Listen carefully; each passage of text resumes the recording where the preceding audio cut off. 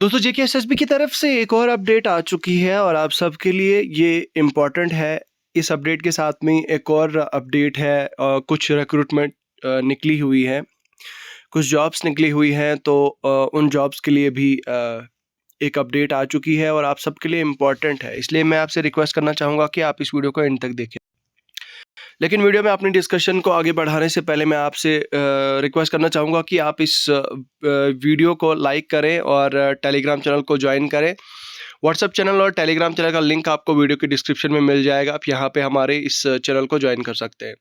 यहाँ पे आप देख सकते हैं दोस्तों, वीडियो के डिस्क्रिप्शन में आपको हमारे टेलीग्राम चैनल का लिंक मिल जाएगा और व्हाट्सएप चैनल का भी लिंक मिल जाएगा। सबसे पहले हम तो भाई एक तो ये नोटिफिकेशन निकली है, जॉब नोटिफिकेशन, इसके बारे में तो बाद में हम बात करेंगे, लेकिन फिलहाल हम जेकेएसएसबी एस्पिरेंट्स को लेके जो अपडेट है वो पहले डिस्कस कर लेते हैं। यहाँ पे आप देख सकते हैं असल में एडमिट कार्ड्स जो है वो इशू कर दिए जा रहे हैं। यहाँ पे आप देखिए आपकी स्क्रीन्स पे ये अपडेट है। फॉरेस्ट इकोलॉजी डिपार्टमेंट के जो फील्ड असिस्टेंट पोस्ट हैं इनका एडमिट आ चुका है, ठीक है, एडमिट कार्ड आ चुका है। इसके अलावा एक और अपडेट थी वीएलडब्ल्यू को, लेकिन इसके बारे में हम बाद में बात करेंगे। लेकिन फिलहाल तो ये भाई कि जो इनका एग्ज़ाम है, जो फील्ड असिस्टेंट भाई, अगर 10 एस्पिरेंट्स ही हों तो उनके लिए भी ये काफ़ी ज़्यादा इंपॉर्टेंट रह सकता है। बात की जा रही है आज यानी 24 अक्टूबर से ये आपके जो एडमिट कार्ड्स हैं ये आपके लाइव हो जाएंगे, ये आउट हो जाएंगे, ठीक है, जेकेएसएसबी की वेबसाइट पे। और यहाँ पे आप देख सकते हैं बोलता एग्जामिनेशन जो आपका होगा वो 29 को होगा, मतलब 29 अक्टूबर को होगा आपका एग्जाम। और ये बताया जा रहा है कि 24 से लेकर 29 के बीच में आपके एडमिट कार्ड्स जो है वो लाइव होंगे वेबसाइट पे, तो आप इन एडमिट कार्ड्स को डाउनलोड कर सकते हो, ठीक है। तो इन्हें आप डाउनलोड करें। और इसके साथ में दोस्तों, अगर आपको भाई आज तो सारे ही ऐसे लोग हैं जिनको मतलब जिनको पता चलता है कि भाई कौन सा एग्ज़ाम होने वाला है, मतलब एडमिट कार्ड कैसे डाउनलोड करना है, यहाँ पे ये सारे स्टेप्स दिए गए हैं। मैं इतनी ज़्यादा वीडियो को लंबी नहीं खींचूंगा। अगर आपको प्रॉब्लम होती है एडमिट कार्ड डाउनलोड करने में तो आप मुझे बता सकते हैं, आप मुझे कमेंट सेक्शन में लिख के बता सकते हैं, ठीक है। यहाँ पे आप देख सकते हैं ये है हमारे, ठीक है। तो ये इसकी बात हो गई। बाकी इसके अलावा यहाँ पे आप देख सकते हैं दोस्तों, मैंने परसों भी आपको कहा था, मैंने आपके साथ ये चीज़ शेयर की थी। यहाँ पे आप देख सकते हैं ये है गवर्नमेंट डिग्री कॉलेज रामबन का जो ऑफिशियल कुछ पेज है, ऑफिशियल डॉक्यूमेंट है। और ये आप देख सकते हैं कोई 4 दिन पहले का जो डॉक्यूमेंट, इस पे डेट लिखी हुई है और बात की जा रही है किसकी, conduct of OMR based OMR of for the post of panchayat secretary. तो भाई VLW के एग्ज़ाम को लेके यहाँ पे बात की जा रही है। इसका मतलब ये हुआ कि सीटिंग कैपेसिटी कितनी है। यहाँ पे आप देख सकते हैं, मैं आपको एक चीज़ दिखाता हूँ। GDC रामबन वालों ने अब ये जो डीसी रामबन को ये लेटर लिखा है और उनको बताया है कि टोटल डिस्टेंस आपके हेडक्वार्टर से हमारे जीडीसी तक कितना है और सीटिंग कैपेसिटी 216 है टोटल। और यहाँ पे आप देख सकते हैं name of the head of the institution और यहाँ पे कॉन्टैक्ट नंबर वगैरह दे के रखा है, ठीक है। अब इसका मतलब ये हुआ कि भाई जेकेएसएसबी तैयारियों में है और मैंने आपसे कहा था कि भाई यहाँ पे कहीं ना कहीं बैकएंड में तैयारियां हो रही हैं आपके एग्जाम्स को लेके, आपके एग्जाम्स की तैयारियां हो रही है, तो आपको ज़ोरों शोरों से जो है वो तैयार होना चाहिए, तैयारी करनी चाहिए आपके एग्ज़ाम के लिए। आई एम श्योर कि आपको जो है वो इससे काफ़ी ज़्यादा जो है वो बूस्ट मिलने वाला है। आपकी तैयारी जो है वो आप गियर अप करने वाले हैं, ठीक है। अब बात करते हैं आपकी नोटिफिकेशन को लेके। नोटिफिकेशन क्या है भाई, national bank for financing agriculture infrastructure and development. यहाँ पे देखिए, माफ़ कीजिएगा, एग्रीकल्चर नहीं है, national bank for financing infrastructure and development. तो नाफिड की नोटिफिकेशन है। नोटिफिकेशन में क्या पोस्टें हैं उस पर थोड़ी नज़र दौड़ाते हैं। ऑनलाइन, पहली बात तो ये कि भाई आपके ऑनलाइन एप्लीकेशन फॉर्म्स कल से स्टार्ट हो चुके हैं। कल यानी 23 अक्टूबर से लेकर 13 नवंबर। भाई इसकी आप याद रखिएगा, इसका 1 महीने का जो एप्लीकेशन फॉर्म्स है वो नहीं चलते, ये 18-20 दिनों का ही एप्लीकेशन फॉर्म्स होते हैं, तब तक ही चलते हैं। इसलिए आप इसमें जो है वो एप्लीकेशन फॉर्म्स आप फॉर्म फिल करें जल्द से जल्द, जितना जल्दी हो सकता है।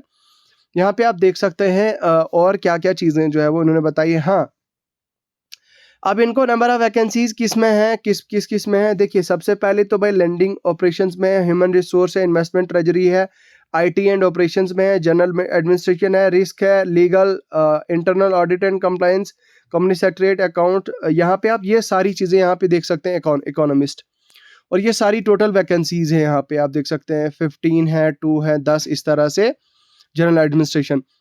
तो SC ST यहाँ पे आप देख सकते हैं, बाकी कैटेगरीज का भी मेंशन करके रखा है भाई। एज क्या होनी चाहिए आपकी, एज होनी चाहिए आपकी मैक्सिमम मिनिमम 21 साल और मैक्सिमम 32 साल, 32 ईयर्स, ठीक है। उसके बाद यहाँ पे एलिजिबिलिटी क्राइटेरिया की बात करें तो लेंडिंग ऑपरेशंस के लिए भाई आपका MBA होना चाहिए। MBA के अलावा आपका ICWA हो या फिर पोस्ट ग्रेजुएशन हो, डिग्री हो, PG डिग्री हो या फिर डिप्लोमा मैनेजमेंट हो, स्पेशलाइजेशन मगर फाइनेंस में। ह्यूमन रिसोर्स के लिए आपका पोस्ट ग्रेजुएशन डिग्री होना चाहिए, मतलब PG अगर आप किसी में भी हैं, ह्यूमन रिसोर्स के लिए आपका PG किसी में भी है, MA आपने किसी में भी किया है तो, या MSc ही अगर आपने किया है तो आप जो है वो इसके लिए एलिजिबल हैं। बाकी आप यहाँ पे आप देख सकते हैं इन्वेस्टमेंट एंड ट्रेजरी के लिए भाई आपका MBA होना कंपलसरी है, या फिर आप PG डिप्लोमा होने चाहे, स्पेशलाइजेशन किस में, फाइनेंस में या फिर फॉरेक्स में। इसी तरह से दोस्तों ट्रेजरी बैक ऑफिस का ये इसी के अंडर आता है, ठीक है।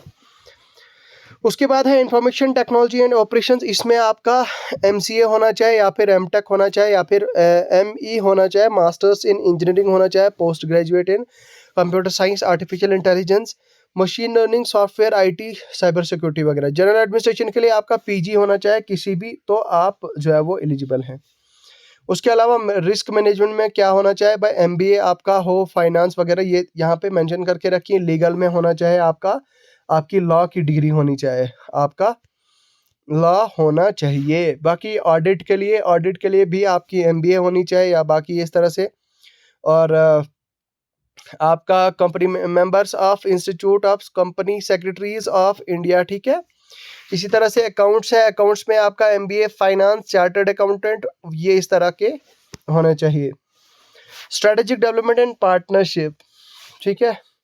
इसी तरह से दोस्तों इकोनॉमिस्ट का है masters degree in economics with specialisation in monetary economics और इकोनोमेट्रिक्स, ठीक है। तो ये इस तरह से जो है वो यहाँ पे आप देख सकते हैं, ठीक है।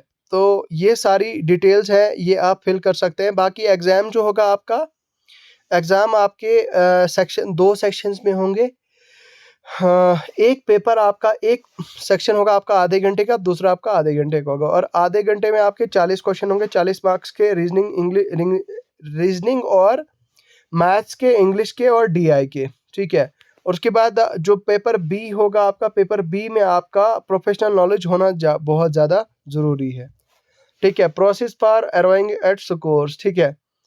तो बस यही है दोस्तों, इसके लिए आप अप्लाई करें अगर आप एलिजिबल हैं। अच्छा, यहाँ पे लास्ट चीज़ बताता हूँ मैं, कहाँ से आपने अप्लाई करना है, कैसे आपने अप्लाई करना है, यहाँ पे आप देख सकते हैं। थोड़ा सा, हाँ, तो आपने क्या काम करना है कि इधर देखिए आप, ये जो लिंक दिया हुआ है http:/t.me/government-job regular updates, इस पे जाना है। यहाँ पे आप देख सकते हैं,